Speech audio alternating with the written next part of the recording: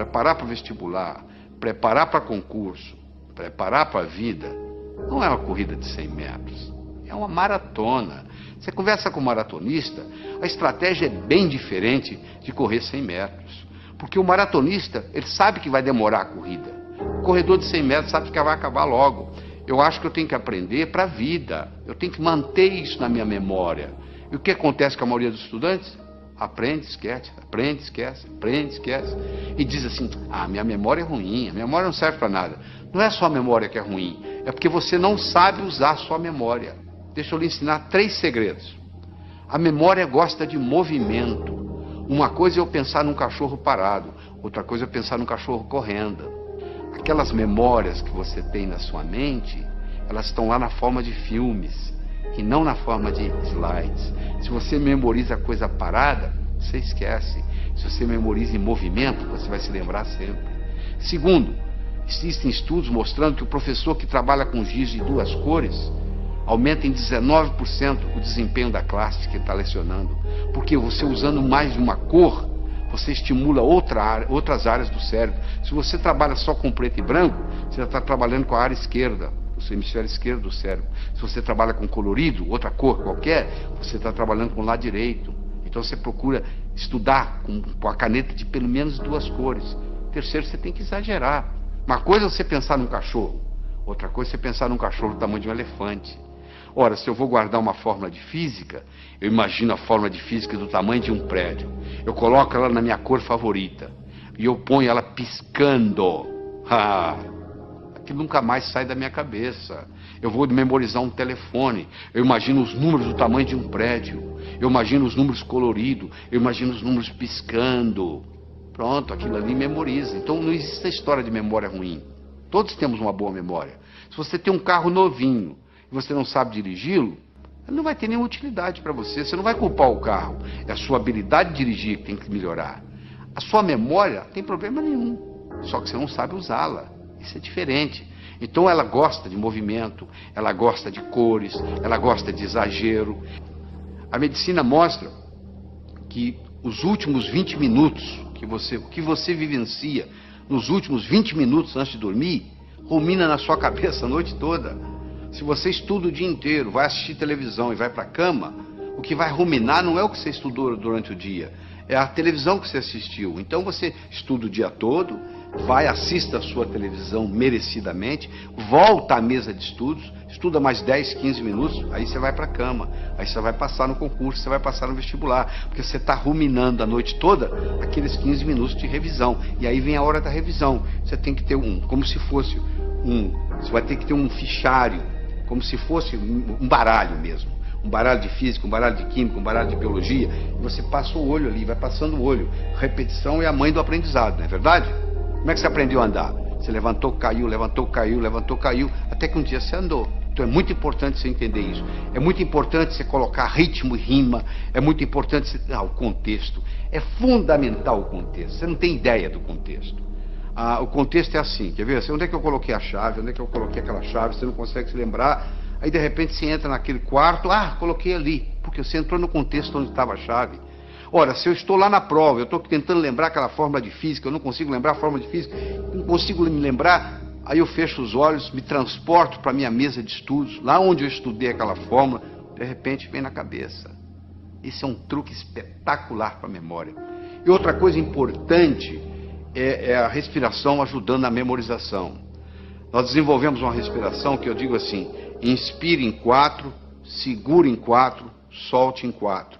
Por quê? Porque naquela posição que você fica para estudar ou para fazer prova, depois de um certo tempo, o oxigênio no seu cérebro começa a cair.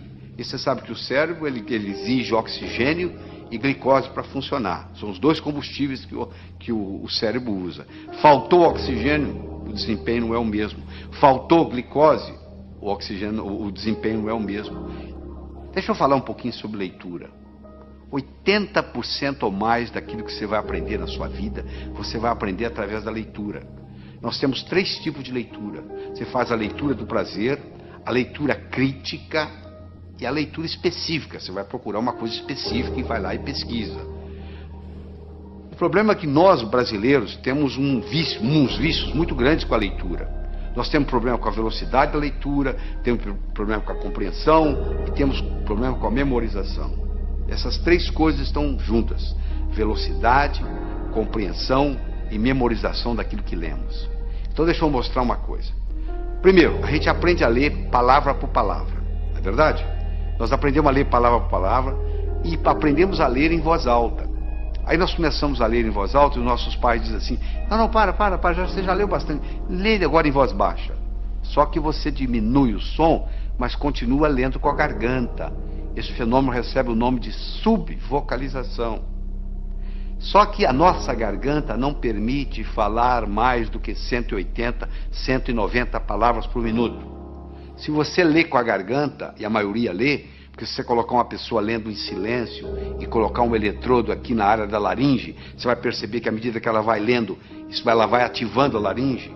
Se você tem esse vício de subvocalização, você está limitado a 190 palavras por minuto. Olha que interessante. O nosso cérebro chega a pensar 1000 palavras por minuto. Se a nossa garganta só trabalha com 190 palavras por minuto, ou seja, se eu sou limitado a ler 190 palavras por minuto, e o meu cérebro é capaz de pensar 1000, eu passo a maior parte do tempo fazendo o quê? Divagando. Eu fico desatento.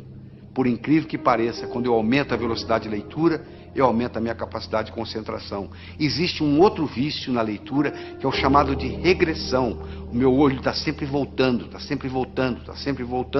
e eu perco um tempo danado nisso. Esses processos, então, o palavra por palavra, o subvocalização, a regressão, são problemas que prejudicam intensamente a nossa velocidade de leitura. Então eu vou recomendar a você aqui, para você pegar o jeito. É como andar de bicicleta, você tem que colocar a rodinha primeiro, você vai virar o livro de cabeça para baixo, e você vai ler com as mãos, usando a mão como orientação, e fui ler de cabeça para baixo. Só para você pegar o jeito, você pegar a mecânica, e no pegar a mecânica que faz uma diferença. E de vez em quando existe um exercício muito interessante, que se você esfregar uma mão na outra, esfregar até esquentar, faz aí você que está me assistindo, faz aí, vai, até esquentar, aí você coloca em cima dos olhos, na mesma hora você descansa o globo ocular. Faz isso umas 2 ou 3 vezes, que vai fazer uma diferença enorme na sua leitura. Outra coisa importante: anote não palavras nem números, anote ideias. E como é que se anota ideias? Com aquele disquinho quebrado que eu ensinei. O que estão querendo que eu aprenda desse material? O que estão querendo que aprenda desse material? Use mapas mentais. O que é mapa mental? É desenvolvido por um psicólogo britânico, Tony Buzan. Ele vai às escolas britânicas, pega o último aluno da sala, em 2 meses ele faz ser primeiro colocado. Ele já fez isso várias vezes, provando que funciona. Ele mostra que um modo de você anotar usando o mapeamento mental, chamado mind map, mapa mental, é o modo como o cérebro aprende. Isso alavanca tremendamente. Você dá uma olhada aí no slide que eu estou projetando, você vai ver como é que é o mapa mental. Entra na internet, faz uma pesquisa de mind map, ou um mapeamento mental, e você vai aprender a fazer esse processo como se fossem árvores com seus galhos. É importante você fazer ficha de revisão, fundamental. Às vezes uma ficha de revisão, você pode colocar tudo que você precisa, todo o conhecimento, naquela ficha de revisão. E só de você bater o olho ali, aquilo vai reforçando, e geralmente você faz isso antes de dormir. Repetição é a mãe do aprendizado. Você aprendeu a andar como? Levantou, caiu, até que um dia você andou. Outra coisa importante: o aprendizado é mais eficaz quando ele é divertido. Você tem que se divertir. Você não pode estudar de mau humor. Você tem que substituir suas anotações lineares por mapas mentais. Você tem que procurar trabalhar com pelo menos 2 cores diferentes. Você tem que associar sempre a teoria à prática. Você tem que fazer períodos de estudo de no máximo 50 minutos, com mais ou menos 12 minutos de descanso. Depois de 50 minutos, o rendimento cerebral cai tremendamente. Você continua a aprender, mas não retém. Faça resumo de ideias em ficha de revisão e revise-as diariamente. Todo esse processo está aí, ó. É você aprender a aprender. Isso é que é importante. É aprender a aprender. Isso é que interessa. Porque depois que você aprendeu a aprender, você se torna o capitão do seu navio, meu amigo. você aí o limite, o céu é o limite, você não vai depender mais de ninguém. Eu acredito que você tenha que assistir esse material de novo, escutar com carinho, voltar nos problemas, para poder se reter isso aí. Você precisa mais de uma vez estar exposto a esse material. Você precisa de algumas horas de voo. Eu vou contar uma história e aqui vou terminar essa nossa participação aqui. Tá bem? Diz que uma vez, numa noite fria de inverno, 2 pássaros estavam empoleirados no galho de uma árvore. Um gavião e um pombo. O gavião então perguntou para o pombo: seu pombo, quanto que pesa um floco de neve? O pombo, sem querer conversa, laconicamente responde: praticamente nada. O gavião então disse: pois é, no inverno passado, numa noite como essa, nevando como agora, eu não tinha o que fazer, nem com quem conversar, eu estava empoleirado num desses galhos aqui por perto, eu comecei a contar os flocos de neve que caiu no galho onde eu estava. Quando chegou em 2.515.223, o próximo floco que caiu, o galho quebrou. Quando o gavião terminou de contar para o pombo a história, o galho onde eles estavam empoleirados também quebrou.